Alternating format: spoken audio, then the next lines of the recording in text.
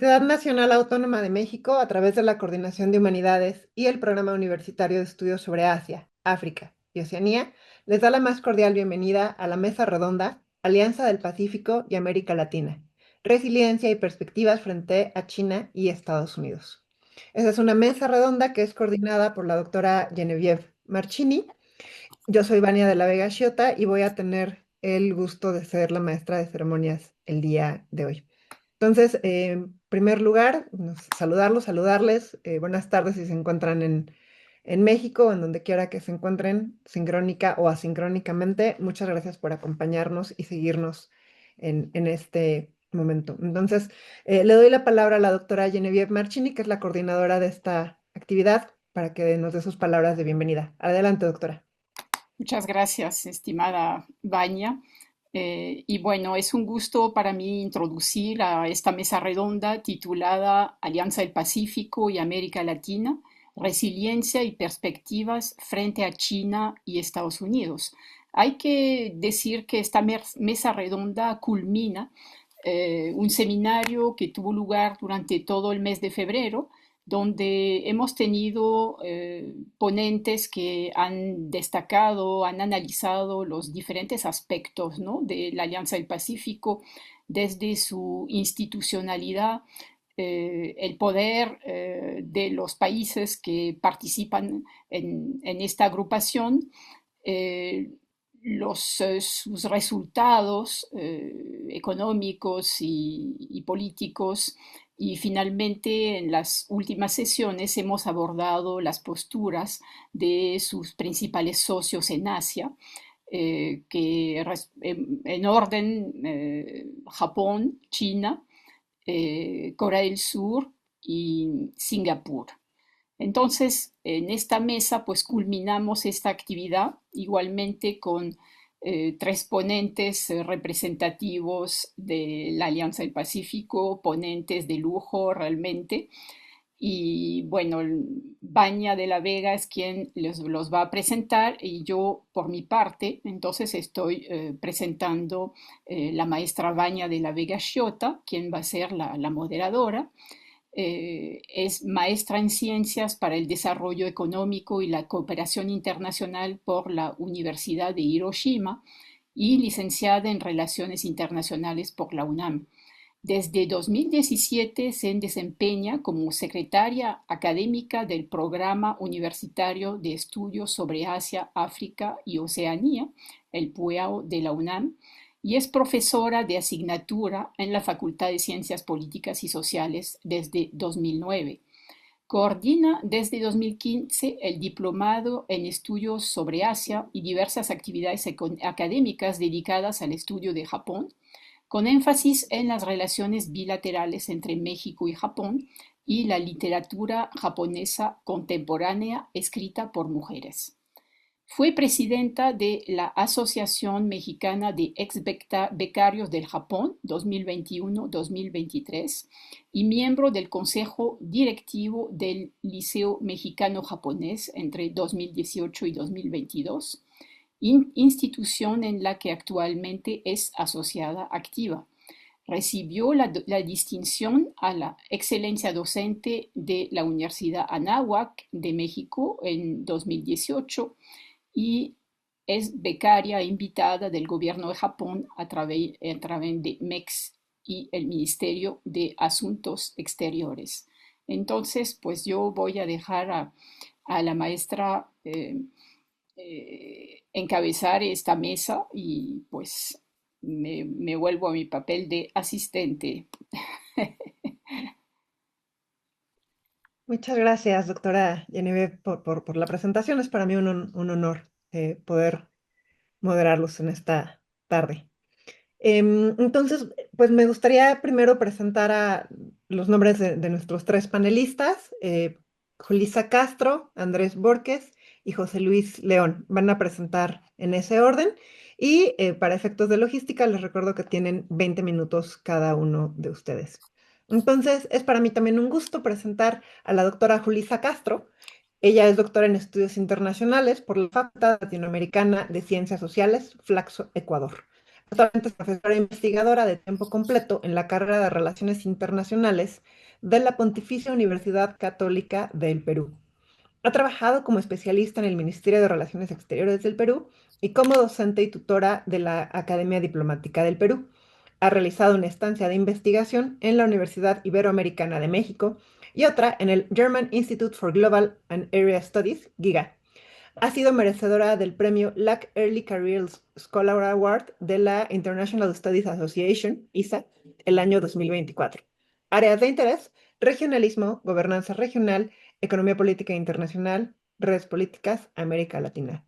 Doctora Castro, bienvenida. Nos va a presentar el tema La resiliencia de la Alianza del Pacífico, una aproximación a su agenda sobre economía digital. Tiene el uso de la palabra hasta por 20 minutos.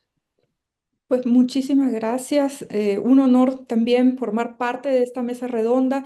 Un gusto participar y bueno, compartir parte de lo que he venido haciendo mis investigaciones en el último año para abordar un tema que conecta directamente con una discusión que ha dado cabida a una gran producción y discusión académica en torno a la crisis del regionalismo latinoamericano.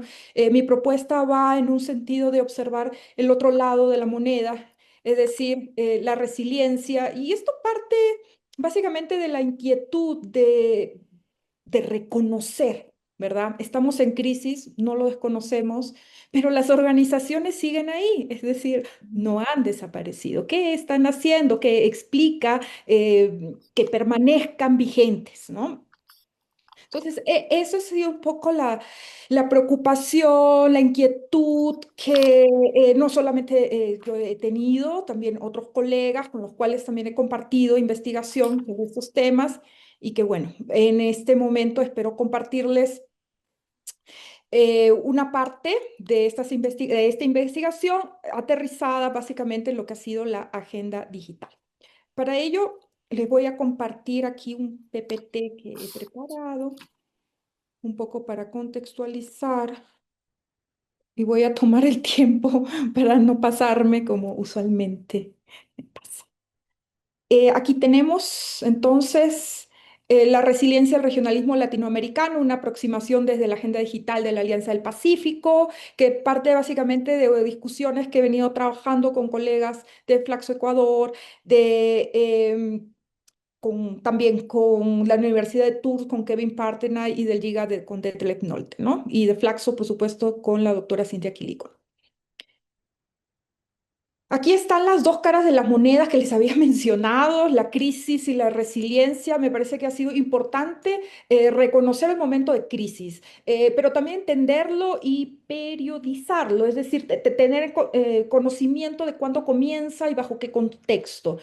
Hay un reconocimiento de que durante la pandemia se profundizó esta crisis del regionalismo latinoamericano, no obstante ya existía ya veníamos jalando una crisis del regionalismo que marca el declive de la tercera ola del regionalismo latinoamericano en el sentido del regionalismo post-hegemónico o post-liberal. Algo que se profundiza en este momento de crisis internacional, de pandemia, yo diría en sectores específicos, en agendas, por ejemplo, de salud o migraciones, que fueron las más afectadas, pero no necesariamente todas las agendas de trabajo se vieron afectadas de la misma manera. Este primer reconocimiento de trabajar por agendas y no generalizar la crisis a organizaciones marca un punto de partida a lo que vendría a ser un trabajo posterior para abordar ya el regionalismo en torno a este concepto de resiliencia que aquí, de acuerdo a una definición compartida por Briceño Ruiz y Rivarola, pues nos habla de esta capacidad individual o social de un sistema para poder enfrentar diversas situaciones adversas y continuar trabajando bajo una base relativamente estable o regular. Ahora, yo antes de pasar al siguiente punto, Quisiera solamente explicar aquí algo importante. La primera aproximación que venimos abordando al respecto de la crisis, básicamente del regionalismo latinoamericano, básicamente lo conecta a factores regionales, es decir, caída o disminución pérdida del boom de las materias primas, pérdida del liderazgo regional, Venezuela, Brasil, por ejemplo, falta de sintonía ideológica en los distintos gobiernos latinoamericanos. Pero para conectar con un debate que me parece que vale la pena encaminar ahora esta discusión, está puesto en este nuevo momento de enfrentamiento, ¿verdad? De enfrentamiento entre hegemones, enfrentamiento entre China y Estados Unidos y su participación o involucramiento con la región latinoamericana. Entonces, lo que quisiera decirles es lo siguiente, si bien a lo largo del estudio de la crisis del regionalismo latinoamericano ha estado centrado en factores internos, regionales, es importante también conectar ahora con la presencia de actores extrarregionales cuyas actuaciones, enfrentamientos básicamente dentro del sistema internacional han colocado como un espacio, uno de los tantos que ellos tienen, a América Latina para llevar adelante esta disputa. Entonces, es importante observar la crisis no solamente con estos factores internos regionales, sino también a partir de la participación de actores externos extrarregionales. Y creo que sigue vigente la idea de que a pesar de este contexto mayúsculo de crisis, tanto tomando en cuenta factores regionales, internos, como a partir de la presencia de actores extrarregionales y enfrentamientos sistémicos que atravesamos actualmente, observar la resiliencia, porque esto nos va a permitir ver por qué siguen funcionando, qué explica el funcionamiento de ciertas organizaciones y ciertas agendas en particular. Acá, como pueden ver ustedes, son las distintas olas que ha atravesado el regionalismo latinoamericano, bastante reconocidas: regionalismo cerrado, regionalismo abierto. Como les había mencionado, la última de ellas, el regionalismo post-hegemónico o post-liberal. Lo interesante de esto es no solamente ver aquí, más allá de los periodos, los distintos mecanismos regionales que se generaron, se originaron dentro de cada una de estas olas. La Alianza del Pacífico tiene un gran asterisco ahí porque si bien temporalmente se sitúa dentro de este contexto, su agenda, sus propios principios que ha manejado desde su fundación o lanzamiento, pues no conectan con los postulados desde esta ola del regionalismo latinoamericano. Pero más importante que quisiera que ustedes consideren acá es que han existido muy pocas ejemplos, organizaciones, la UNASUR puede ser una de las más claras de ellas, que han desaparecido, es decir, la mayor parte se ha mantenido vigente, y trabajando. Aquí algunos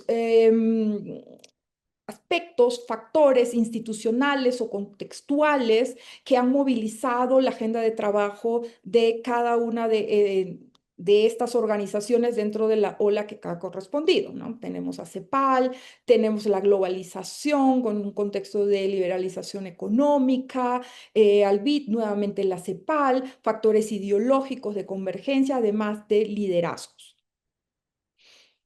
La pregunta es, y esto estuvo muy conectada a mi inquietud por pensar en la resiliencia, bueno, ¿y cuál es el momento en el que estamos viviendo en la actualidad, ¿no? Entonces, a partir de esto, pues yo estoy segura, no he sido la única en preguntarse, hacerse esta interrogante, es pues reconocer una tendencia del regionalismo latinoamericano que ha adquirido cierta resiliencia a partir de la adopción de una agenda técnica. El momento actual del regionalismo, ¿qué ha explicado la resiliencia de este regionalismo latinoamericano en la última década? Aquí, a partir de los trabajos anteriores que les he mencionado al inicio, pues se habla de una suerte de continuidad o adaptación de el regionalismo latinoamericano, aterrizado básicamente en su articulación con normas multilaterales mundiales, las pocas de ellas que puedan seguir vigentes, pues bueno, han facilitado lo que es la captura de nuevas temáticas, de nuevas agendas y sobre todo de una convergencia o articulación de intereses comunes dentro de las distintas organizaciones regionales que la mayor parte de ellas pues están caracterizadas por ser fuertemente intergubernamentales. Donde la presencia de gobiernos, del presidente, del la o el presidente, pues ha sido sumamente fuerte para movilizar la agenda de trabajo. No obstante, esa es la manera tradicional como se ha observado el regionalismo latinoamericano y de allí que se suele hablar de la crisis a partir del enfrentamiento, la falta de sintonía política, ideológica entre los miembros de una organización política y usualmente usar pues categorías bastante yo diría extremas en el sentido de dejó de funcionar, bueno, ya se pelearon los presidentes, ya no sirve para nada. Y ahí yo invito, y esto ha sido parte de mi línea de trabajo, de observar el regionalismo, la cooperación regional, sobre todo, sobre el movilizada, ¿no? Sobre la base del papel que han tenido los expertos. Acá hablamos de redes de conocimiento, redes transgubernamentales, redes transnacionales, además de una burocracia regional constituida, como lo pueden ser los ejemplos del SICA o de la propia comunidad andina. Además de ello, otro factor o mecanismo considerado para la resiliencia de las organizaciones regionales latinoamericanas ha estado puesto en el papel de actores como el BID, CAF, CEPAL, básicamente son bancos de desarrollo acá en una organización regional como la CEPAL, que han fungido de orquestadores. Hay toda una literatura que ha venido creciendo al respecto del papel de actores que intermedian actores para alcanzar bienes públicos regionales muy conectado con las discusiones de gobernanza regional. Y en ese sentido se ve que, por lo menos al respecto de lo que son los bancos del desarrollo, no solamente se conectan con el regionalismo latinoamericano para proveerles pues de financiamiento, sino también de capacidad técnica. Es que la nueva agenda del comercio, de la cooperación en general, del regionalismo latinoamericano es bastante especializada, muchas veces técnica, que requiere de conocimientos, pues, de expertos para poder llevarla adelante, generar un buen diseño o implementación de esta agenda regional. Entonces, son estos tres mecanismos importantes a considerar para la resiliencia. ¿Qué papel han tenido particularmente los expertos en la continuidad y o profundización de las organizaciones regionales en contextos de crisis? Fíjense que esta pregunta sobre todo está puesta en quiénes han sido los actores centrales y básicamente ahí el interés está puesto en no desconocer, ¿no? El papel de las y los presidentes, de los gobiernos de turno, sino de observar pues a estas burocracias regionales constituidas, permanentes, el papel de los técnicos, los especialistas, de las organizaciones regionales que mantienen una burocracia regional estable, así como también de aquellas redes transnacionales y transgubernamentales que hablamos pues de actores que pertenecen, actores gubernamentales que pertenecen a agendas internas de, por ejemplo, ministerios o secretarías de Estado que conforman las organizaciones regionales, que participan en ellas, que se reúnen constantemente y que movilizan la agenda de trabajo.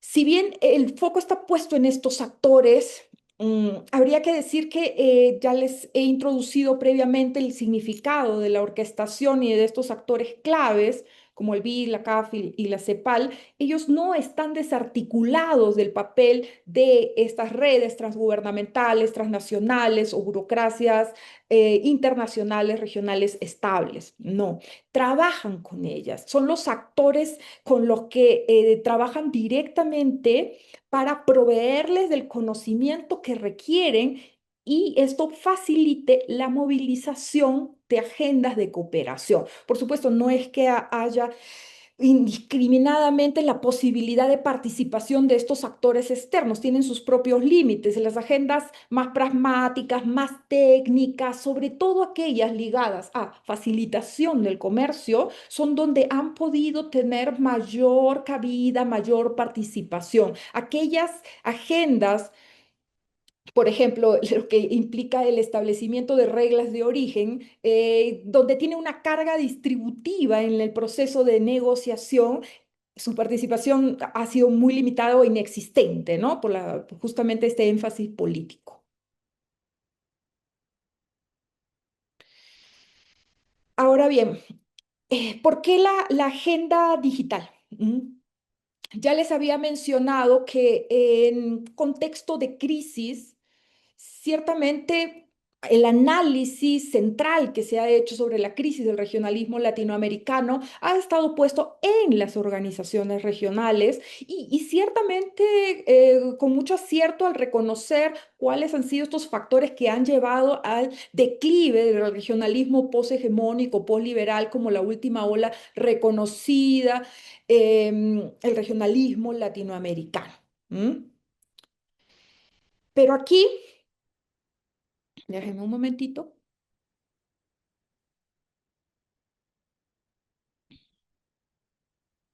Pero aquí, en este momento de análisis, se reconocen estos distintos elementos, pero ya les había adelantado, cuando uno comienza a analizar no exactamente a las organizaciones en sí, sino a las agendas de trabajo de estas organizaciones regionales, uno va a comenzar a observar diferencias. Diferencias en el sentido, sí, esta agenda, especialmente dentro de este contexto de crisis marcado también no solamente interno, sino internacional por la pandemia, ha sido especialmente afectada. Les mencionaba migraciones, salud. No obstante, la agenda digital ya resaltaba como una agenda que movilizaba la actividad interna cooperativa de las organizaciones regionales investigadas. Dentro de los documentos pues, que han salido publicados al respecto. Entonces, ahí se podría ver, por ejemplo, que dentro del Mercosur, la Comunidad Andina, la propia Alianza del Pacífico, SICA, la agenda digital, en lugar de ralentizarse o debilitar su proceso de cooperación, más bien se fortaleció. Fue un incentivo importante para la cooperación regional. Hubo una resiliencia en ese sentido, no solo de la alianza, sino de distintas organizaciones regionales latinoamericanas, porque comenzaron a sacar una serie de publicaciones, de observar la importancia de esta agenda en momentos en los que la presencialidad, en la que el transporte, las comunicaciones presenciales, pues estaban completamente restringidas. Quienes tenían más avanzada esta agenda digital, pues eran los que, por supuesto, pudieron enfrentar o tener mayor resiliencia a este contexto de pandemia. Y en ese sentido, la Alianza del Pacífico fue una de las organizaciones regionales que resaltó más. Recordemos que la Alianza del Pacífico desde el 2016 lo lanza, 2017, 2018 ya lleva implementando lo que ha sido la interoperabilidad de sus ventanillas únicas de comercio exterior, las denominadas BUCE, intercambiando pues una serie de documentos en conjunto y que dejaba de lado lo que es la presencialidad para lo que es el comercio interno, de facilitación, el facilitamiento del comercio interno. Por eso justamente ustedes pueden ver aquí, estos son indicadores que son trabajados a partir del concepto de la definición pues, que recordamos de Ninfa Fuentes en el sentido de la integración profunda, como ella aterriza, operacionaliza esta idea de integración profunda en torno a componentes como mandato y alcance, que es la dimensión institucional, los documentos, las regulaciones internas que se llevan adelante para impulsar una determinada agenda, los cuerpos administrativos, esta es la dimensión operativa, que son muy importantes para lo que implica la implementación de una determinada agenda, el mantenimiento de la agenda de trabajo, la dimensión, que ella lo denomina como dimensión horizontal. Y aquí ustedes pueden ver no solamente continuidad, sino incluso muchas veces la suma de nuevos tópicos ligados a una misma agenda. Y en el caso en particular de la Alianza del Pacífico, sí, se ve en un contexto de pandemia su resiliencia justamente dentro de lo que implica el mantenimiento de la agenda de trabajo, la dimensión horizontal en cuanto a los tópicos y el 2023. ¿Por qué el 2023? Por la crisis que se genera a nivel interno dentro de esta organización, crisis presidencial, habría que decirlo, a partir del cual desde el 2023 se dejan de reunir los presidentes. Las cumbres presidenciales pues desaparecen. No obstante, eh, desde el propio 2023, al año siguiente del inicio de esta crisis interna, el grupo de alto nivel, dirigido por los ministerios, los viceministerios, que corresponden a los miembros de las agencias internas, de los miembros de esta organización, no dejaron de reunirse, los grupos técnicos se mantuvieron. Y es por eso que, aunque esta información llega hasta el 2024, hay un mantenimiento incluso hasta el 2025 por los últimos datos que he podido ver. ¿Mm? Aquí, antes de pasar a las conclusiones, ya estoy terminando. Ha sido importante el papel de actores extrarregionales en el sentido de el BID, la CAF, la CEPAL, sobre todo en esta agenda en particular para la Alianza del Pacífico. La CEPAL es la que ofreció toda esta orquestación muy ligada al ámbito técnico, es decir, dentro de un proceso de toma de decisiones para lo que implica la cooperación regional, la captura del problema vino facilitada por la CEPAL y el diseño de la cooperación, básicamente de los componentes a partir de los cuales se iba a llevar adelante la cooperación, fue facilitada por la CEPAL. La implementación ha sido facilitada por el BID. Sí, financiamiento, pero también asesoramiento técnico. Entonces, esto ha mantenido constante esta agenda y ha marcado también su adaptación a un contexto de crisis interna. Mm.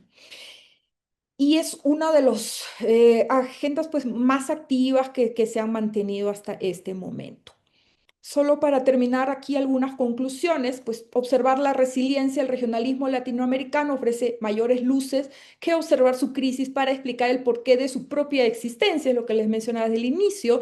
Se han identificado estos tres mecanismos que han permitido observar el impulso de un regionalismo técnico en América Latina. Además, observar el desarrollo de una agenda digital, particularmente en la Alianza del Pacífico, a partir de su continuidad o adaptación a este contexto adverso interno, sobre todo, a pesar pues de esta crisis que ha marcado la ralentización de la cooperación regional latinoamericana. Y con eso concluyo mi presentación, me parece que me ha ajustado al tiempo y doy pase en este momento a la maestra Vania de la Vega.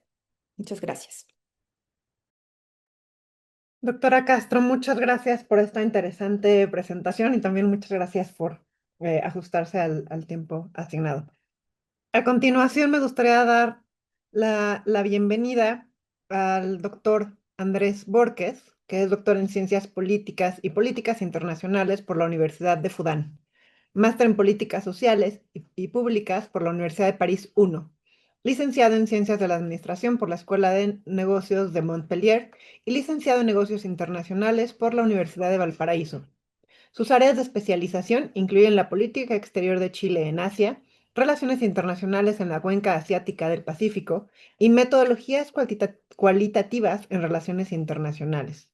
Actualmente se desempeña como profesor asistente en el Instituto de Estudios Internacionales de la Universidad de Chile, donde, además, es coordinador del Magíster en Estudios sobre Asia y editor del Latin American Journal of Asian Studies. El día de hoy, el doctor Borges presenta el tema Esquema Latino-Pacífico como mecanismo para navegar las tensiones entre Estados Unidos y China. Doctor Borges, tiene usted el uso de la palabra hasta por 20 minutos. Bienvenido. Muchas gracias, Vania, y también a Genevieve por la invitación, por el espacio. ¿Me escuchan bien, cierto? Sí, Perfecto. escuchamos fuerte y claro. Vale, perfecto. Bueno, yo la verdad que no tengo un PPT tan, digamos, va a ser más que nada va a ser una forma de mostrar, digamos, la lista de los temas que voy a abordar. Déjenme que voy a tomar el tiempo porque siempre nunca es tan evidente poder controlar, digamos, esta variable. Déjenme un segundo. Ok, ya voy a tratar de estar de los 15 minutos. Ok. Ya, nuevamente agradecer el espacio. El día de hoy voy a presentar un ejercicio que tiene una mirada por el momento más teórica. Eh, en concreto, lo que voy a abordar es un desarrollo conceptual y desde ahí tratar de conectarlo con algunos aspectos de la regularidad empírica. Bueno, voy a tener una presentación que va a tener un argumento central y que se va a ir desarrollando con 5 puntos. El argumento central es que en estos momentos nos encontramos en un proceso de transición del orden internacional. Eso es bastante evidente. Ya hay un consenso entre los diferentes actores de la política internacional que este proceso de transición refleja un deterioro, una falta de hacer más predecible el comportamiento de los principales actores en función de este orden liberal institucional que ha venido participando en la política internacional al menos de manera interrumpida a los 25 años. También se conoce como un orden unipolar liderado por Estados Unidos y en base a los organismos internacionales. Entonces lo que se observa y que lo que está hoy en día está más evidente porque el mismo gran patrocinador de este orden está actuando en otra dirección o está, digamos, restándole espacios de poder hasta este orden. Entonces podemos decir que esa crisis del sistema liberal institucional refleja, digamos, esta apertura hacia una transición. Luego, el siguiente orden, yo diría que en este momento nadie sabe cuál es. Algunos colegas plantean que todo va apunta a un orden más de carácter bipolar, donde está Estados Unidos y China como los principales actores y desde ahí plantear, digamos, una competencia por la hegemonía, pero también hay otras perspectivas que plantean que este nuevo orden eventualmente estaría más en una dirección de una mirada más multipolar, donde habrían no necesariamente regiones, pero habrían diferentes actores, algunas potencias regionales que también tendrían capacidad de poder competir con cierta, digamos, con cierta influencia en algunas regiones o en algunas áreas económicas. Yo la verdad que no lo sé. Hay días que veo las noticias en la mañana y digo, bueno, hoy es un día más bipolar y hay otros días que me levanto y reviso las noticias internacionales y digo, bueno, hoy es un orden más de carácter multipolar.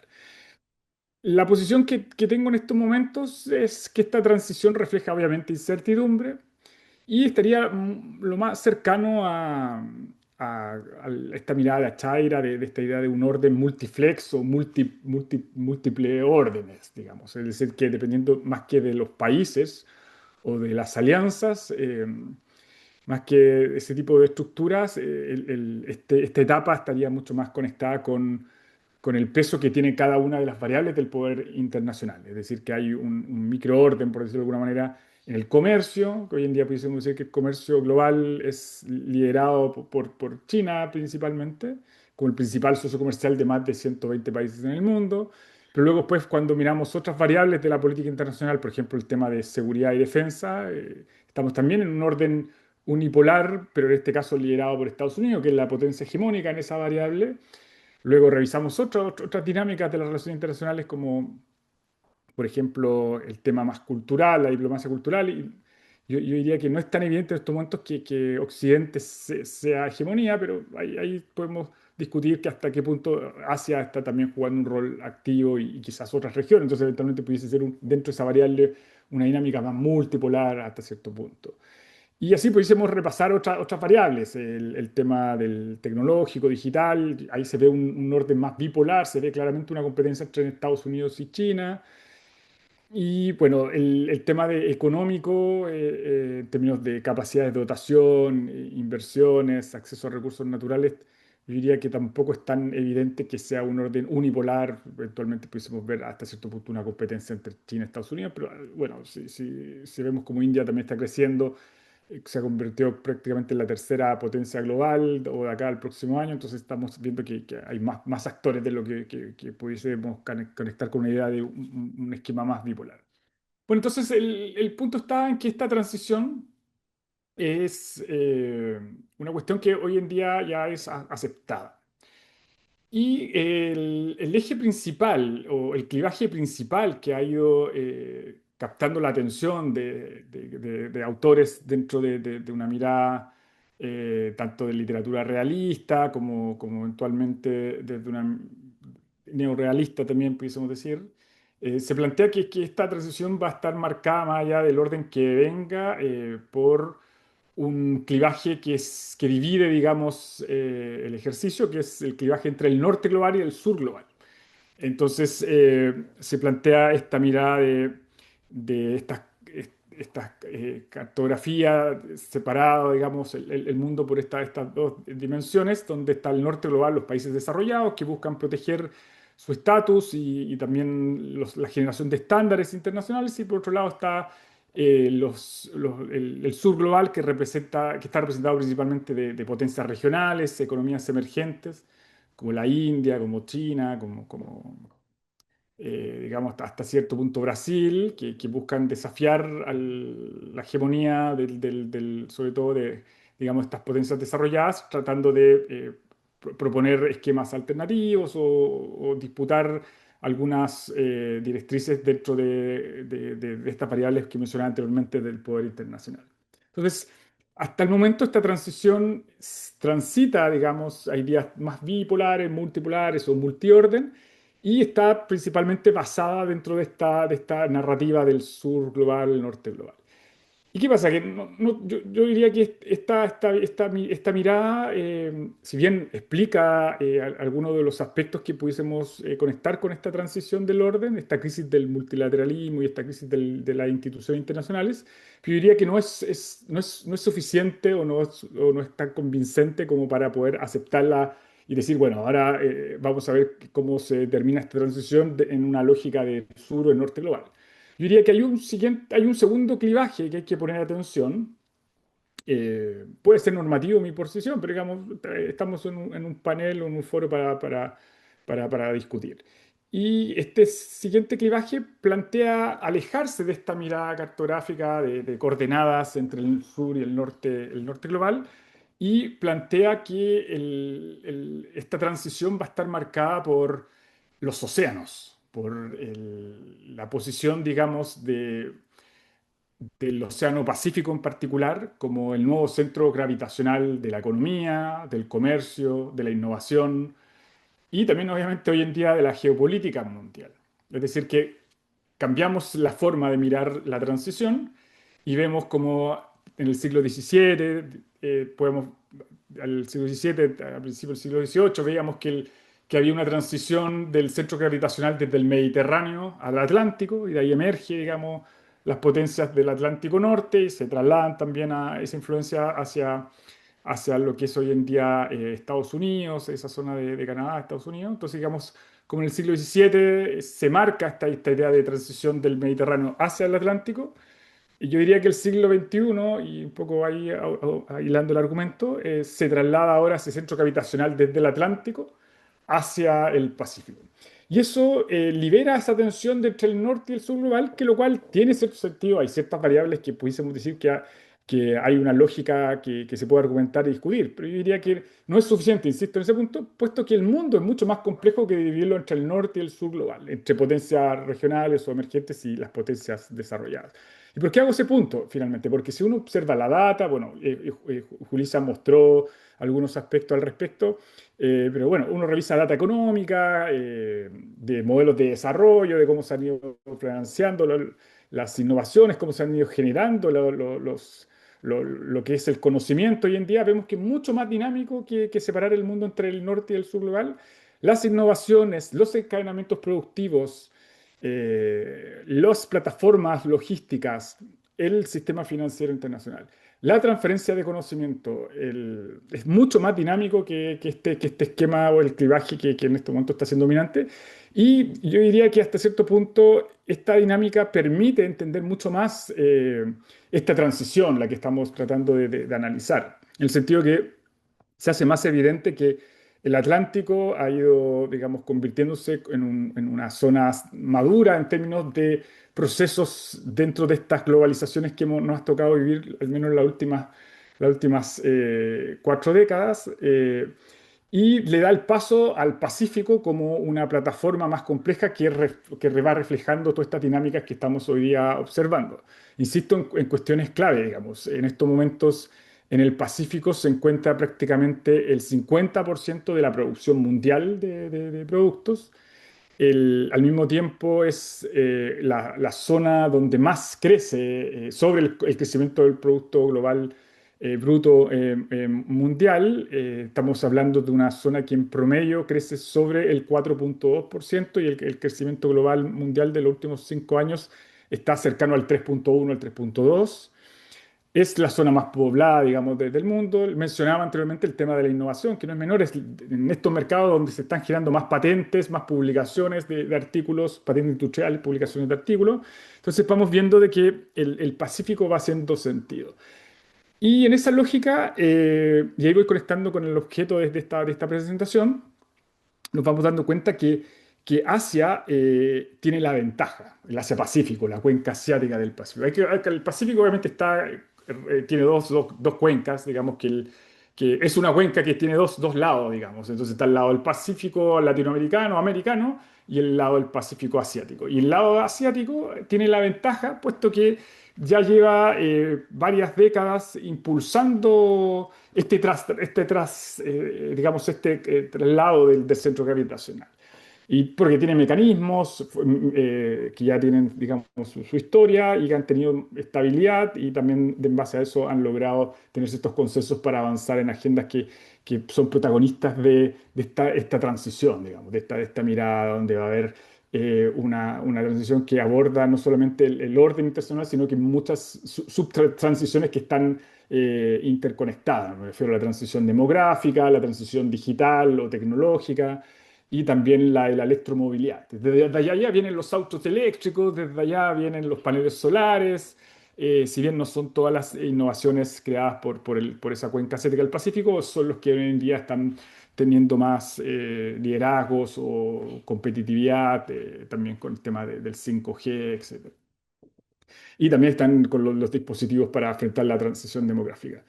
Bueno, el punto está en que la cuenca asiática del Pacífico tiene esa ventaja, tiene mecanismos, está la ASEAN, que ya en los años 60 se crea como un bloque para poder articular las relaciones con las otras potencias regionales como la India y China, está la PEC en el año 89, que establece una diplomacia comercial muy, muy pragmática y que fortalece desde ahí ciertos mecanismos. Tienen bancos del desarrollo a nivel regional, pero también cada país prácticamente tiene su propia banca del desarrollo, nunca la abandonaron, más allá del consenso de Washington que aceptaron ciertas cosas en su momento, una de las cosas que no aceptaron fue renunciar a su banca del desarrollo y ha seguido financiando las últimas 4 décadas de manera ininterrumpida.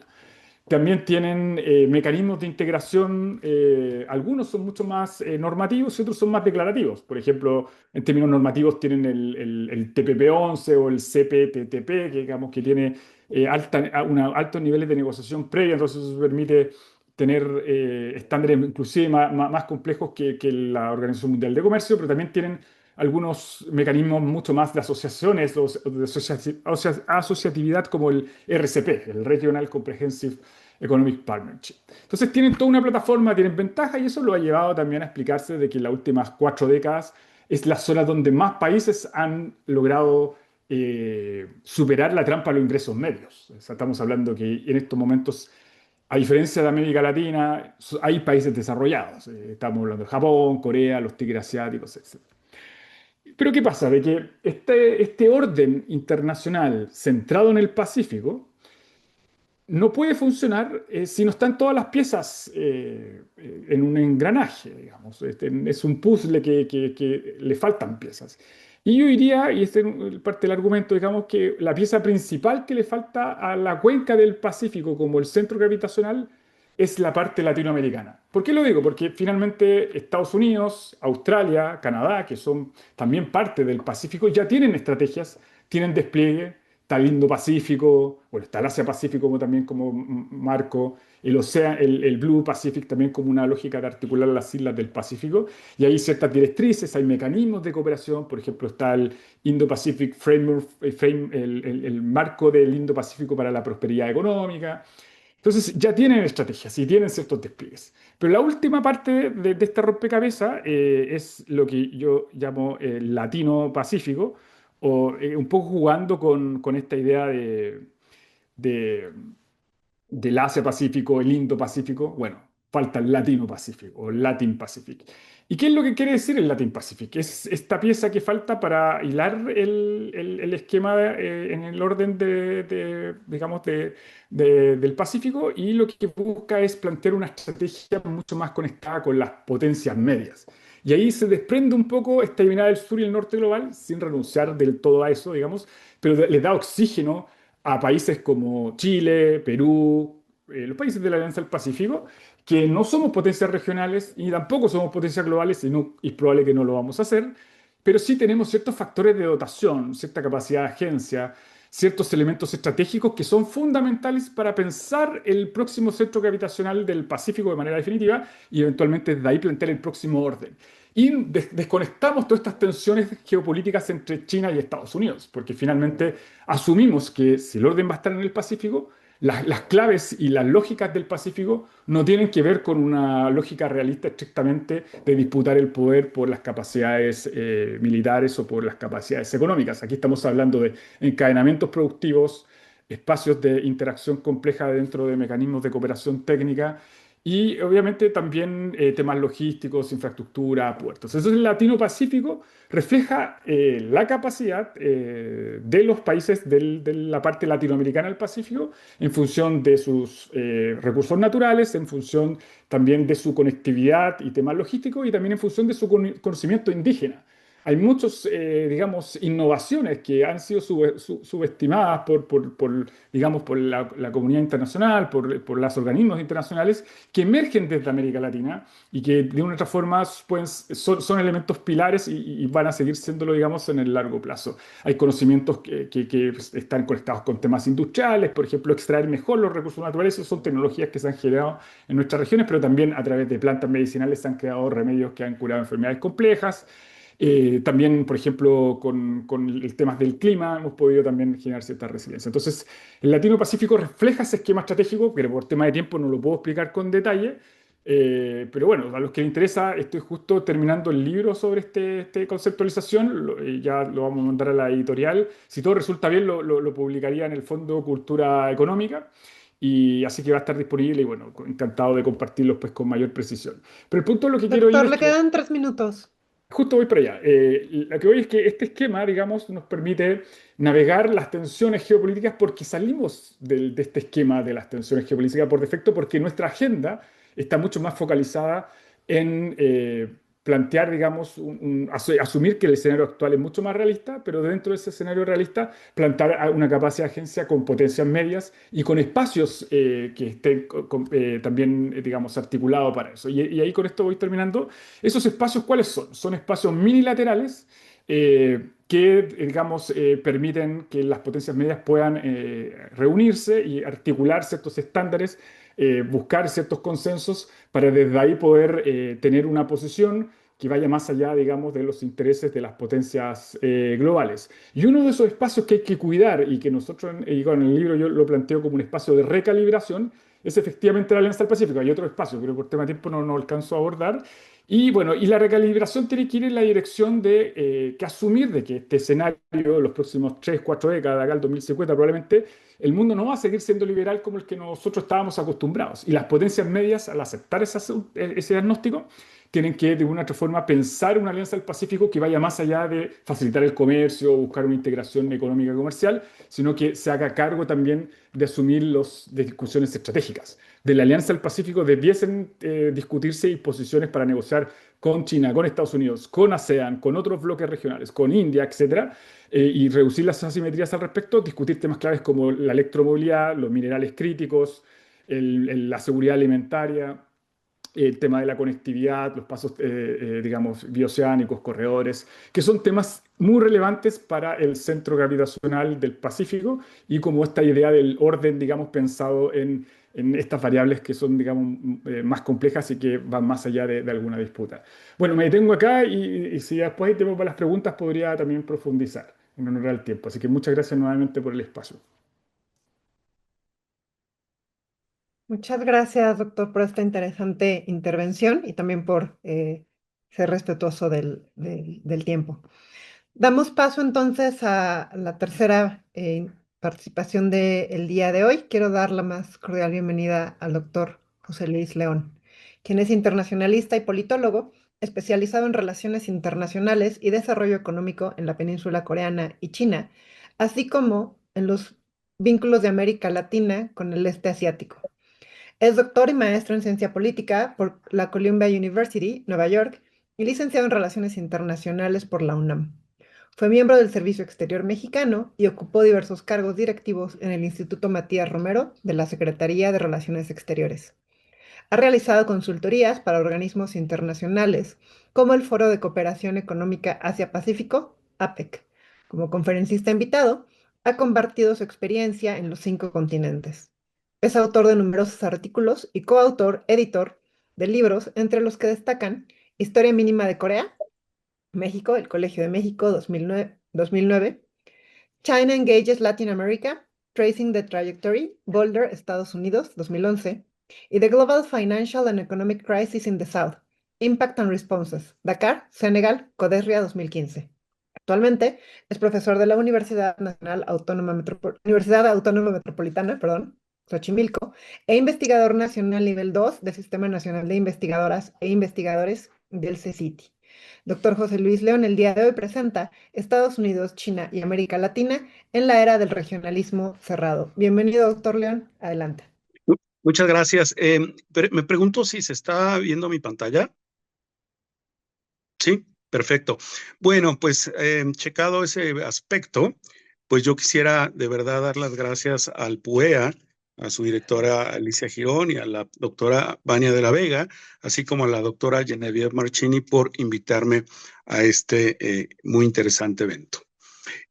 Bueno, como ya lo mencionó Vania, mi presentación se llama Estados Unidos, China y América Latina en la época del regionalismo cerrado, y mi plan de vuelo es el siguiente. Primero voy a hablar de manera muy rápida de toda esta, si estamos o no en una transición. Yo creo que sí, comparto con mi colega Andrés Borges la idea de que estamos en una transición, aunque no necesariamente comparto la idea de hacia dónde, o bueno, comparto la incertidumbre de hacia dónde. Segundo, abordo el regreso de Estados Unidos a América Latina. Por primera vez en décadas, América Latina se vuelve una parte central de la política exterior de los Estados Unidos, no necesariamente de la mejor manera. Y después hablaré de Estados Unidos, China y América Latina en el regionalismo cerrado, con, digamos, especial interés en qué le aguarda a México con la renegociación del Tratado de Libre Comercio del TEMEC, ¿no? El Tratado de México, Estados Unidos y Canadá. Bueno, ese sería mi plan de vuelo. Espero que por ahí no salga algún misil y me lo baje. Pero esa sería mi presentación. Bueno, desde el punto de vista Doctor, teórico... Perdón por la interrupción. Lo vemos a usted, pero su presentación todavía no está en pantalla. Listo. Entonces, bueno... Excelente, gracias. Ya, gracias. Este es el plan de vuelo, y vamos a proceder a discutir. Bueno, empiezo hablando, digamos, desde el punto de vista teórico de mi autor favorito, Robert Gilpin, que ha analizado los ciclos de sucesión hegemónica en el sistema internacional. Gilpin creo que es una muy buena referencia en estos momentos, porque no solo establece los factores de poder, como hacían los realistas clásicos de los años 40 y 50, sino establece una secuencia de cómo se crean estos factores de poder y cómo va evolucionando y cambiando el sistema internacional. Entonces, Gilpin habla de una fase de establecimiento, que generalmente después de una guerra hegemónica, eh, ya una vez terminada la guerra sistémica, hay un auge de una potencia determinada que prospera con el tiempo a medida que otros estados crecen vía el comercio y la innovación tecnológica. La potencia hegemónica invierte mucho dinero en mantener su imperio, que es algo que también ha mencionado Paul Kennedy, y su poder relativo disminuye. Al erosionarse esta jerarquía de poder, el sistema se vuelve inestable y las potencias emergentes desafían al hegemón. Y aquí es muy importante porque creo que estamos entre el paso 4 y 5, en donde el hegemón, no, digamos, la potencia retadora que es China, no está, digamos, amenazando militarmente a Estados Unidos, pero Estados Unidos sí está haciendo una lectura de que el sistema internacional necesita una corrección y que esa corrección incluye necesariamente contener a China. Pongo voy a poner algunas de las citas de este documento que es la National Security Strategy, publicado en noviembre de 2025 por la administración Trump. Me parece indispensable la lectura de este documento, no porque esté de acuerdo con él, sino porque pocas veces en mi experiencia como diplomático y ahora como académico desde hace varios años, pocas veces había visto yo una confesión tan abierta, tan casi diría tan descarada, tan cínica de qué quiere Estados Unidos. Este documento lo podemos releer y vamos a ir poniendo como palomita en las cosas que está haciendo Trump. Es decir, en este sentido, Trump no me parece tan impredecible como muchas veces pensamos, y lo que va a hacer y lo que está haciendo creo que está retratado en este documento. Entonces, un primer factor que habla el documento es sobre el equilibrio de poder, con esas palabras justamente. Y dice que Estados Unidos no puede permitir que ninguna nación se vuelva tan predominante que pueda amenazar sus intereses. Por supuesto que esta cita, y no voy a agotar mi tiempo en hacerla completa, pues tiene como principal destinataria a China. Entonces, aquí estamos viviendo, yo creo que en estos días, de manera muy clara, el dilema imperial de Estados Unidos. Creo que es más interesante ver a Estados Unidos como imperio, como potencia mundial, que solo a partir de las características psicológicas o personales del señor Trump. Y entonces aquí el dilema es, como mencionaba Gilpin o Kennedy, es mantener o expandir el imperio. Pero también se puede tratar de revertir el avance de las potencias retadoras.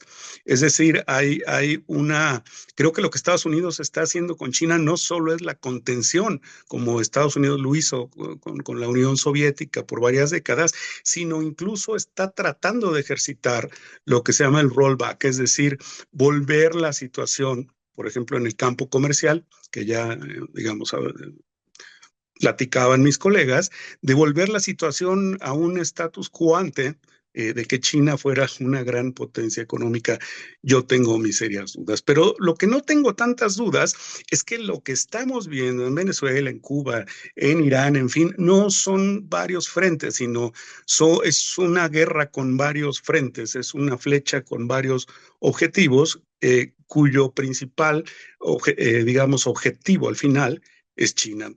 Podemos hablar de cambio de régimen, armas nucleares, narcotráfico, lucha por la democracia, derechos humanos, lucha contra el fundamentalismo histórico, islámico, el petróleo, pero en el fondo todas estas, desde mi punto de vista, son cortinas de humo que disfrazan que el verdadero asunto de fondo es la relación entre Estados Unidos con China. Y no solo me refiero al control del petróleo, que es pues una interpretación, yo creo que muy restrictiva de lo que quiere Estados Unidos en Venezuela o en Irán, sino es que el petróleo no necesariamente que no llegue a China, sino que Estados Unidos mantenga el control de cuándo y cómo puede llegar este control a China. Yo creo que eso es lo que está en el fondo para poder, digamos, ahorcar energéticamente a China, que si bien ha diversificado efectivamente sus fuentes de energía, aún depende fuertemente del petróleo. Por lo tanto, si mi colega Andrés despierta y a veces ve el mundo multipolar o bipolar,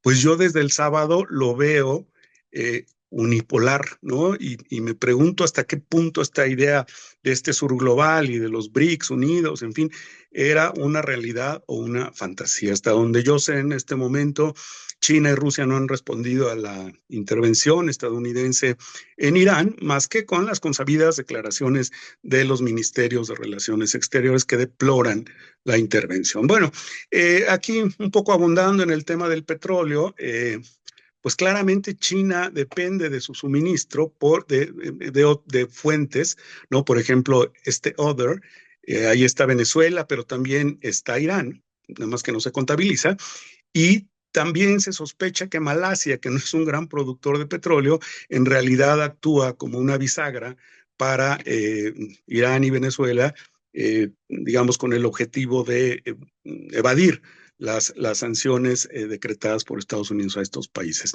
Como sea, casi la mitad del petróleo que llega a China viene de Medio Oriente y mucho de él pasa, ya lo sabemos, se ha dicho en los noticieros insaciablemente, pasa por el Estrecho de Hormuz. Bueno, esa me parece que es la situación general en el mundo y ahora pues hablemos del regreso de Estados Unidos a América Latina. Este texto que estoy poniendo aquí en pantalla es literal y no es que ahora se le llame corolario Trump a la doctrina Monroe, es la manera como el propio documento lo especifica. Y subrayé ahí en rojo que dice, negaremos a competidores no hemisféricos la capacidad de posicionar fuerzas u otras capacidades amenazantes o de poseer o controlar archivos estratégicamente vitales en nuestro hemisferio. Si en el siglo XIX la doctrina Monroe apuntaba digamos, a contener la presencia de Europa en América Latina, es muy claro que en el siglo XXI, de nueva cuenta, el destinatario de esto es China. Y por eso digo que América Latina, pues, se ha vuelto o es una prioridad en la administración Trump. No lo fue en la primera, por supuesto. Tampoco lo fue después del fin de la Guerra Fría, cuando los gobiernos demócratas y republicanos pensaron que el libre mercado, la democracia, los derechos humanos era lo que había que resaltar en la agenda y se preocupaban menos de la política y la seguridad, a tal grado que John Kerry, secretario de Estado de Obama, decretó el fin de la doctrina Monroe en 2013 ante un discurso en la Organización de Estados Americanos. Pero ahora no, ahora estamos en un movimiento expansivo de esta gran potencia que es Estados Unidos, y creo que ahí, y lo dice muy claramente el documento, la estrategia de Trump es reconstruir el dominio de Estados Unidos a partir de retomar el control de América Latina. Es decir, no olvidemos que la hegemonía de Estados Unidos en el mundo se construyó a partir del control de América Latina, específicamente de la cuenca del Caribe, primero mediante la doctrina Monroe, después en 1901 con el corolario Roosevelt y la enmienda Platt, que prácticamente estableció un protectorado sobre Cuba. Y es clarísimo, me parece a mí, que Estados Unidos está avanzando muy rápidamente en la construcción de nuevas alianzas en la región de América Latina. El próximo sábado, seguramente ustedes lo saben mejor que yo, está programada una reunión de una nueva coalición regional, ¿no? De Trump y sus nuevos socios, o en algún caso viejos socios, como el presidente Bukele de El Salvador, pero la prensa está difundiendo erróneamente que se llama Cumbre de las Américas. No, la cumbre se llama Cumbre Escudo de las Américas. ¿Y escudo contra quién? Pues contra China, ¿no? Incluso, enseguida voy a poner un mapa, pero diré que en donde los regímenes en América Latina no han virado a la derecha o a la ultraderecha, Trump ha logrado descafeinarlos, como el caso de Colombia, cuyo presidente está pues, muy calladito ahora, o en el caso de Venezuela, ¿no? Que incluso no ha hecho grandes pronunciamientos sobre la intervención estadounidense en Irán. Y este es el mapa, seguramente ustedes lo conocen, ¿no? Para hacer una división pues, muy básica entre izquierda y derecha. Yo ya no estoy seguro de que es izquierda, pero bueno, estos son los regímenes de derecha, los azules, cómo han crecido últimamente en América Latina.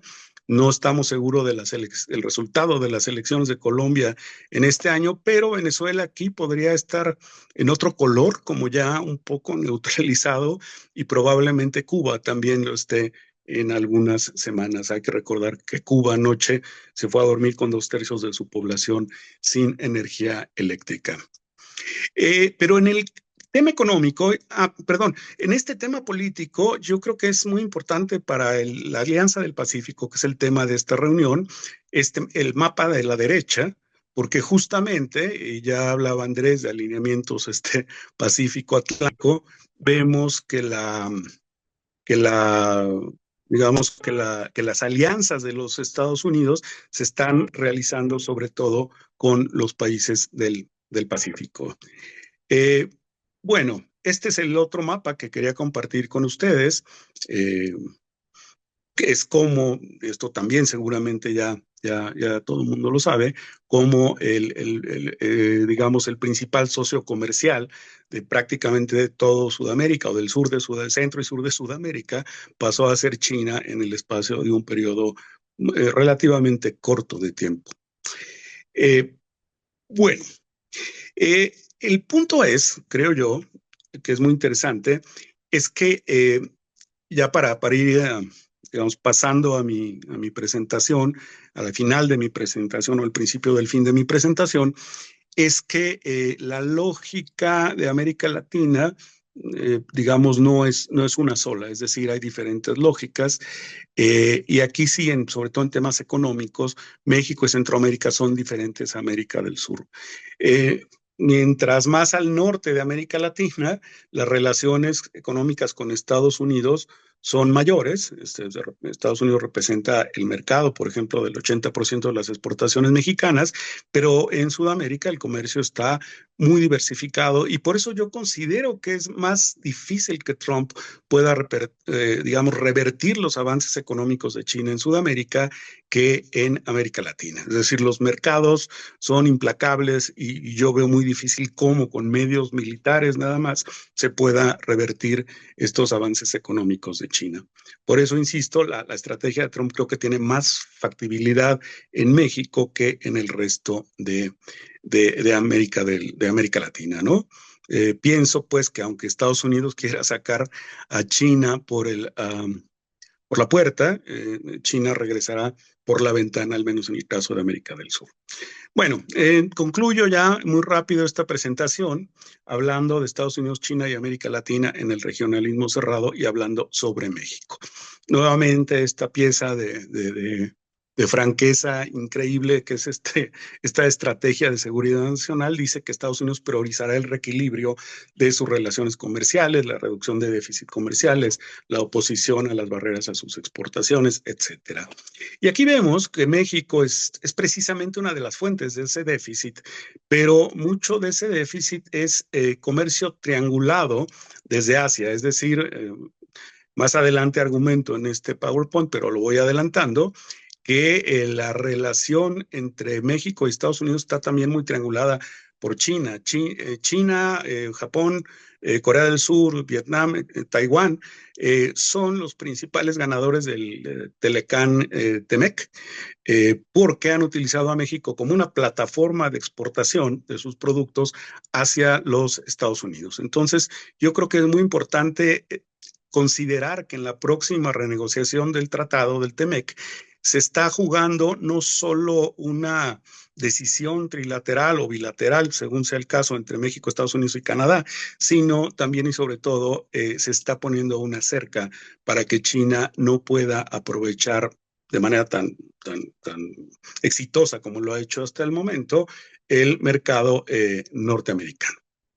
Y por eso pienso que, al menos en el caso de América del Norte y probablemente en el caso de muchas otras regiones, estamos pasando otra vez al regionalismo cerrado del que ya hablaba Julissa, ¿no?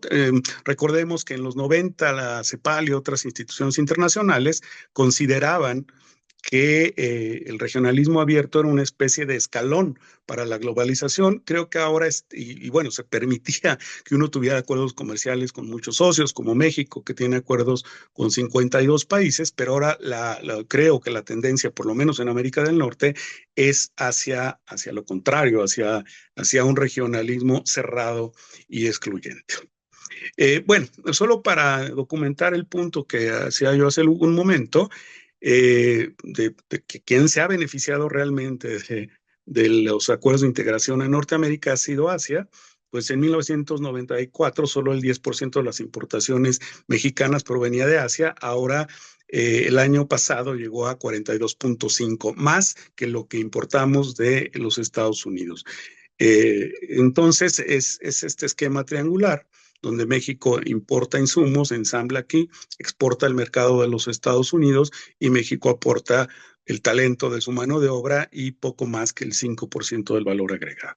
Bueno, estos son los acuerdos comerciales vigentes de México, 14 acuerdos con 52 países. Estoy seguro que Chile y Perú nos ganan en este momento, pero creo que el juego de la competencia ya está en otro lado, el partido ya está en otra pantalla. Y bueno, aquí está el tema de las crecientes importaciones de México desde China, que comenzaron siendo productos de poca sofisticación tecnológica, pero ya en los últimos años China se convirtió en un jugador importantísimo, por ejemplo, en el mercado mexicano de automóviles eléctricos. Y en esta gráfica quiero mostrar cómo China pasó de ser el primer socio comercial de Estados Unidos por ahí del 2018 a ser el segundo socio, rebasado por México y probablemente pronto por Canadá, como parte de este regionalismo cerrado. Es decir, si lo vemos en términos de las barreras a las exportaciones, pues el arancel efectivo contra China en Estados Unidos pasó de 6 o 7% a cerca del 25%, el que ya está vigente, más los que vengan. Y México, como parte de este orden regional en América del Norte que persigue a Estados Unidos, pues ya se volvió su principal socio comercial en las importaciones. Bueno, concluyo esta exposición y por supuesto que me dará mucho gusto discutirla con el público y con los colegas, también sobre los posibles contornos de este nuevo regionalismo cerrado en América del Norte y América Latina. Yo pienso que es muy remoto que no se renueve el Telecán. Pienso que sigue siendo del interés de Estados Unidos, aunque si no se renueva para México, va a ser en términos de Kyohei-Ninai una, digamos, catástrofe. O sea, México no va a ser vulnerable, sino va a ser absolutamente, o sea, en fin, sería una catástrofe. Pero para Estados Unidos también lo resentiría. Decía hace un momento, puede ser 2 tratados bilaterales o un tratado trilateral de nuevo, pero el énfasis dentro de esta política de regionalización cerrada será aumentar el contenido intrarregional de las exportaciones a Estados Unidos y la creación de una fortaleza en Norteamérica que puede llevar a una posible unión aduanera con un arancel común. Esto es un paso, por supuesto, muy importante en los procesos de integración, pero en este caso, y creo que en muchos, esto implica también una zona cerrada frente al comercio con el resto del mundo. Puedo anticipar que Estados Unidos intentará lo mismo con otros países de América Latina con los que tiene TLCs vigentes. Estoy pensando en Perú, estoy pensando en Chile, por supuesto, en los países de Centroamérica, en Colombia. Ya dije que esto no garantiza que lo vaya a hacer bien. Pero México pues ya empezó adelantándose a la inminente negociación del Telecán y en su plan económico para 2026 ya puso aranceles de 50% para aquellos países con los que no tiene tratados de libre comercio, otra vez China, Corea del Sur, Vietnam, Taiwán, en fin, gran parte de los países del este asiático. Entonces, ese sería el fin de mi presentación. Y pues muchas gracias por la atención. Creo que las conclusiones son bastante evidentes. Gracias.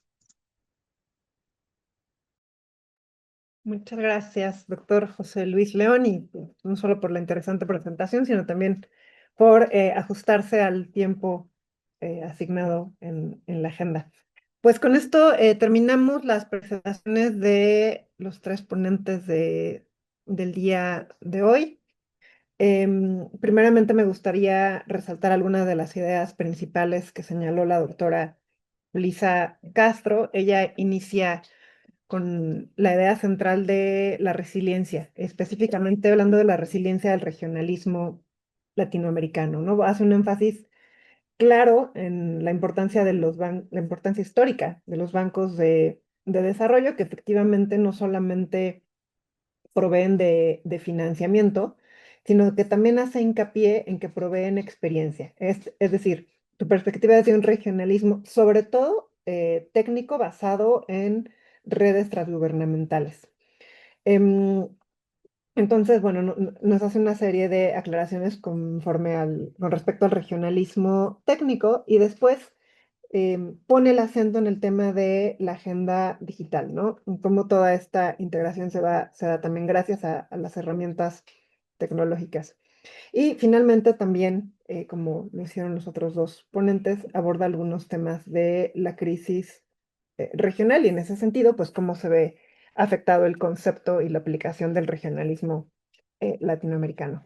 Por otro lado, el doctor Andrés Borges nos compartió una serie de cavilaciones en torno al orden bipolar, multipolar, que tenemos desde algunas décadas, pero con algunos conceptos pertinentes para la realidad que enfrentamos en nuestros tiempos.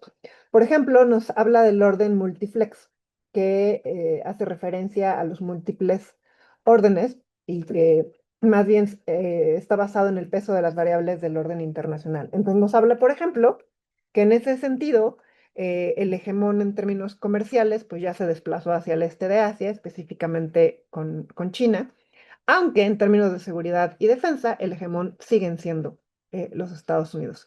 Y deja ahí abierta la puerta para el hegemón cultural, ¿no? Dejando el cuestionamiento de si sigue en Occidente, si podríamos hablar del concepto de Occidente como un hegemón cultural, o si incluso ya tendríamos del lado de los países asiáticos también cierta hegemonía.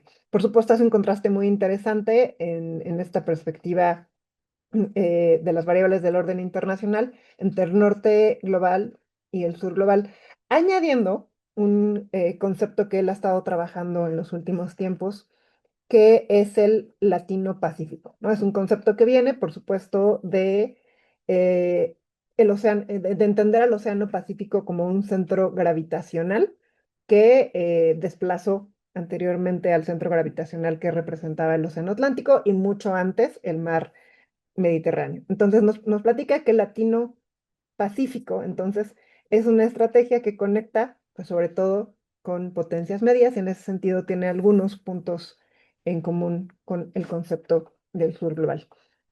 Y finalmente, el doctor José Luis León también conecta con algunas de estas ideas y hace o marca un parteaguas con los acontecimientos del último fin de semana, donde efectivamente pareciera que más allá de poder hablar de un orden multipolar, seguimos aún en un orden unipolar liderado por eh, Estados Unidos, ¿no? Estados Unidos y con una serie de conceptos o de instituciones nuevas.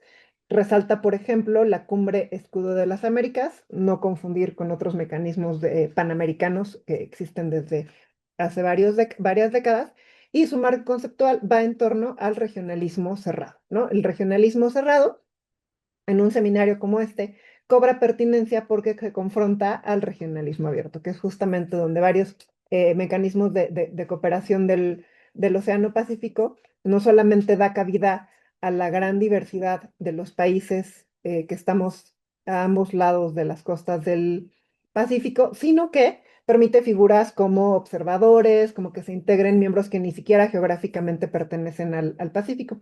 Entonces, él señala que ahora estamos viviendo más bien una era, sobre todo en América y en América del Norte, de regionalismo cerrado, ¿no?